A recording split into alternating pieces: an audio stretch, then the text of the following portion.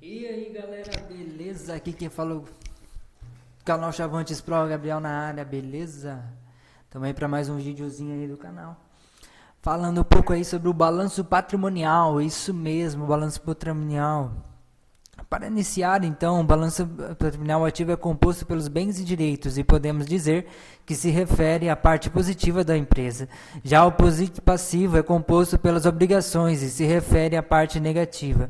O patrimônio líquido também é conhecido como a situação líquida da empresa e demonstra a diferença entre o ativo e o passivo. Já a situação líquida da empresa pode ser positiva, o ativo maior que o passivo, negativo, o ativo menor que o passivo, e nula, ativo igual ao passivo. É claro que as empresas almejam que a situação líquida seja sempre positiva. O balanço patrimonial mostra a situação financeira e patrimonial da empresa em determinada data. É um relatório importante, também utilizado para a tomada de decisões, assim como as demonstrações de resultados, isso mesmo. Segue as definições dos ativos, passivos e patrimônio líquido, conforme o CPC 00, R1, Comitê de Pronunciamentos Contábeis, e o capítulo 4, item 444. Muito bem. O ativo é um recurso controlado pela entidade, como resultado de eventos passados e do qual se espera que fluam futuros benefícios econômicos para a entidade. Já o passivo é uma obrigação presente da entidade, derivada de eventos passados, cuja liquidação se espera que resulte na saída de recursos da entidade capazes de gerar benefícios econômicos. Patrimônio líquido é o interesse residual nos ativos da entidade, depois de deduzidos todos os seus passivos. Para estudarmos mais o balanço patrimonial com os mais detalhes, que tal analisarmos agora a escola infantil no mundo colorido, por exemplo? Não pode faltar. O balanço patrimonial, então, é um relatório obrigatório e consta nas seguintes legislações: o Regulamento do Imposto de Renda, o RIR 1999, o artigo 274. A fim de cada período de incidência do imposto, o contribuinte deverá apurar o lucro líquido mediante a elaboração com observância das disposições da lei comercial, do balanço patrimonial, da demonstração do resultado do período de apuração e da demonstração de lucros ou prejuízos acumulados. As normas brasileiras de contabilidade, NBCT 3.2, esta norma demonstra o conceito, o conteúdo e a estrutura do balanço patrimonial. A Lei 6.404, de 76, atualizada pelas leis número 11.638 e 07, e número 11.941/09, o artigo 178, no balanço as contas serão classificadas segundo os elementos do patrimônio que registrem e agrupadas de modo a facilitar o conhecimento e a análise da situação financeira da companhia. Primeiro, no ativo as contas serão dispostas em ordem de decrescente, de grau de liquidez dos elementos nelas registrados nos seguintes grupos. Primeiro, o ativo circulante, segundo, o ativo não circulante, composto por ativo realizável a longo prazo, investimentos, imobilizado e intangível.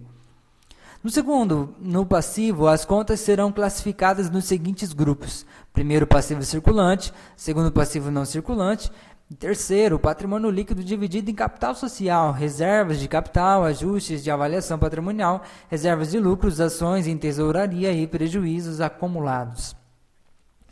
O Comitê de Pronunciamentos Contábeis, o CPC 00R1, estrutura conceitual para a elaboração e divulgação de relatório contábil financeiro. No capítulo 4 é citada toda a estrutura conceitual dos elementos das demonstrações contábeis, incluindo os ativos, passivos e patrimônios líquidos. Muito bem, assim a gente entende um pouco sobre uma estrutura patrimonial de acordo com a Lei 6.404 de 76, atualizadas pelas leis 11.638 07 e 11.941 09. Balanço patrimonial que é uma bela tabelinha aqui do ativo na esquerda e o passivo na direita, referentes ao passivo não circulante, patrimônio líquido e ativo circulante. Interfere, redemola. Geralmente as empresas elaboram as suas demonstrações contábeis mensalmente. É importante destacar que no momento que a empresa apurar o seu resultado, e obtiver lucro, ela classificará este lucro na conta reservas de lucros, pois as suas distribuições só acontecerão após o encerramento do resultado, que normalmente acontece no último dia do exercício social. Agora vamos estudar o conceito de cada conta presente no balanço patrimonial, com base na Lei 6.404/76, atualizada pelas Leis 11.638/07 de 1941/09. O artigo 179, as contas serão classificadas do seguinte modo: primeiro, no ativo circulante, as disponibilidades, os direitos realizáveis no curso do exercício social subsequente e as aplicações de recursos em despesas do exercício seguinte. Verificamos que o ativo circulante é composto de 3 grupos. Disponibilidades correspondem aos recursos que estão à disposição imediata da empresa. Temos como exemplo caixa, bancos e aplicações financeiras de liquidez imediata. Primeiro, os direitos realizáveis no curso do exercício social subsequente são as contas que serão convertidas em dinheiro dentro do exercício seguinte. Temos como exemplo as aplicações financeiras, os clientes, os estoques de mercadorias, os impostos a recuperar, os adiantamentos e outros. Despesas do exercício seguinte refere-se às despesas antecipadas, ou seja, as despesas futuras que ainda não foram realizadas.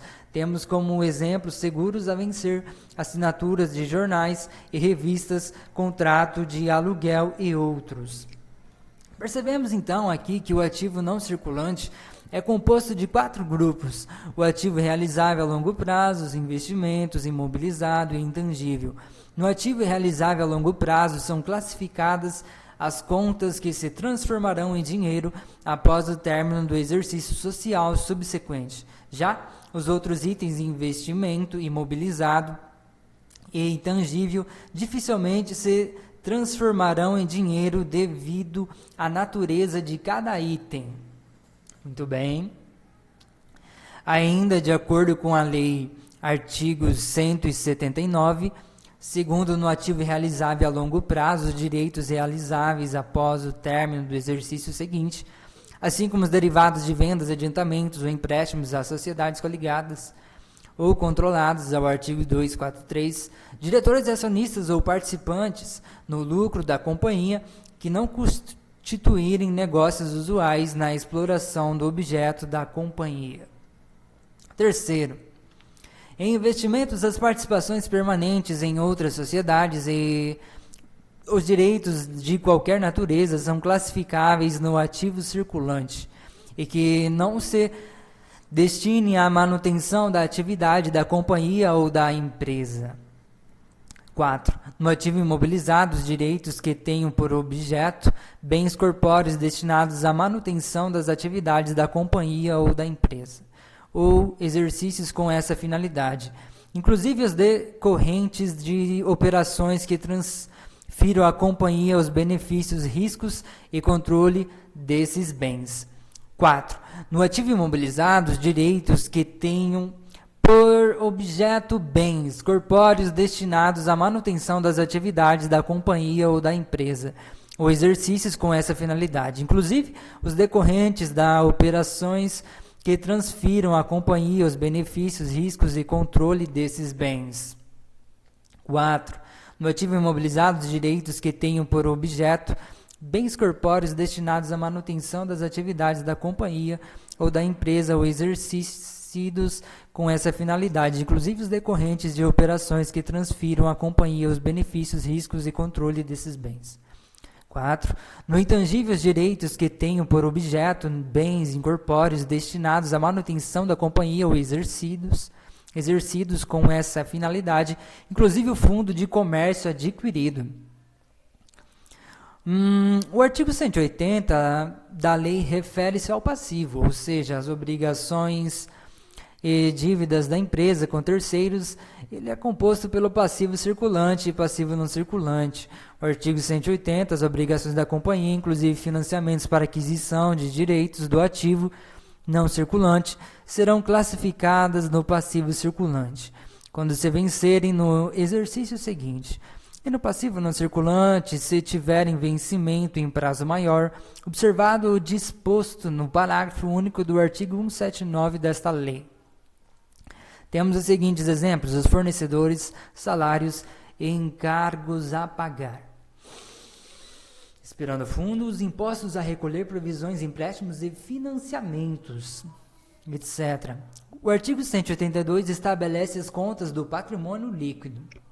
A conta do capital social discriminará o montante subscrito e, por dedução, a parcela ainda não realizada. Primeiro, serão classificadas como reservas de capital as contas que registrarem a contribuição do subscritor de ações que ultrapassaram o valor nominal e a parte do preço da emissão das ações sem valor nominal que ultrapassar.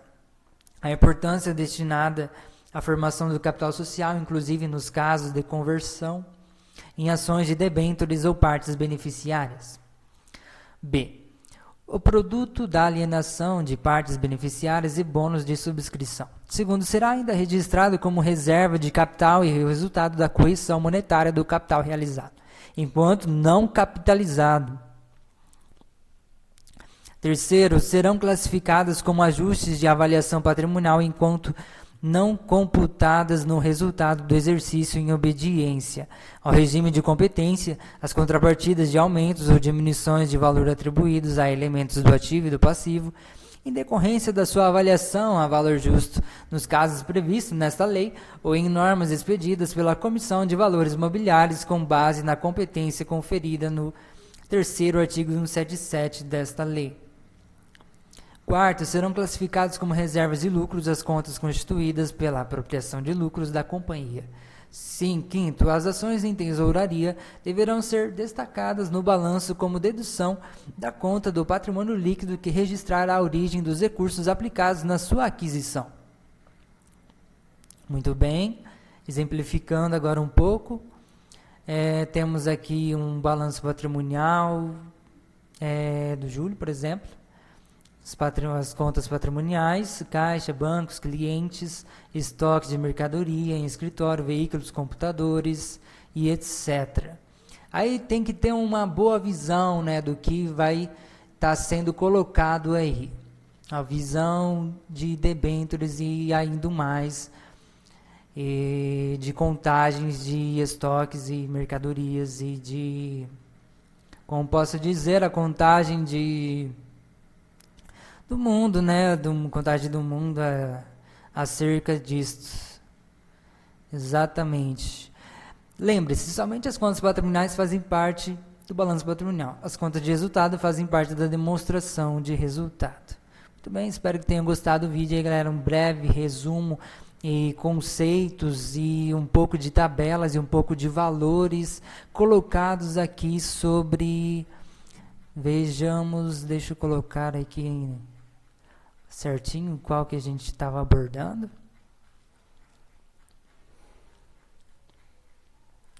Três ponto quatro, sessão 4.3, a gente estava finalizando nessa segunda-feira, finalzinha da manhã, curtindo a vibe, curtindo o que? Curtindo a responsabilidade, sempre crendo em Deus e responsabilidade em Jesus, tudo mais.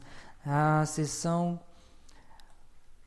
4.3, vamos ver, 4.2 fala um pouco sobre a DRE.